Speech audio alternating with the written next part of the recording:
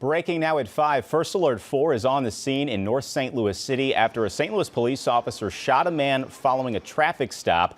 This happened on Linton Avenue, just a couple blocks away from Fairground Park. First Alert 4's John Kipper has new information on what police say happened. John?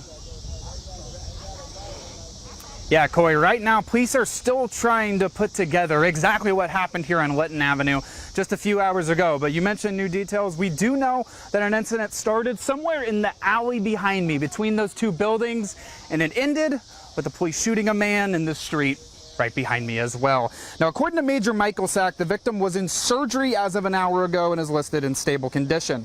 He says the Drug Enforcement and Interdiction Unit was tracking the man for a drug investigation. They say they saw him make a drug deal, eventually pulled him over for a license plate violation, or they say eventually the man abandoned his vehicle in an alley and ran towards the street. He observed that the subject turned once behind him, pointing the gun in his direction. The officer did not discharge his weapon at that time. The subject ran a little bit further towards Linton, at which point the suspect then turned again, this time further towards the officer, flourishing him with that handgun. The officer discharged his weapon several times.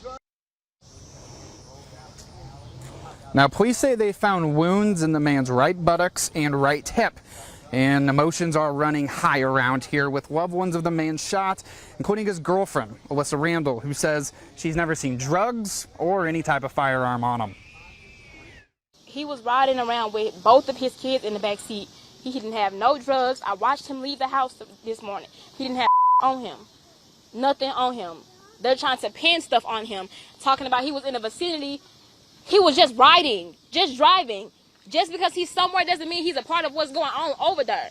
He was trying to make his way back home with his kids when all of this happened for no reason, out of nowhere. Literally. He don't sell drugs. He ain't never sold drugs. He don't do drugs. He don't have them. Now, she also says she believed her boyfriend was looking back to check on the kids, not looking at the cops at all. And I did mention 2 kids were in his car at the time. Both of them are okay. Reporting in North City, John Kipper, First Alert 4. The story will continue to follow. John, thank you.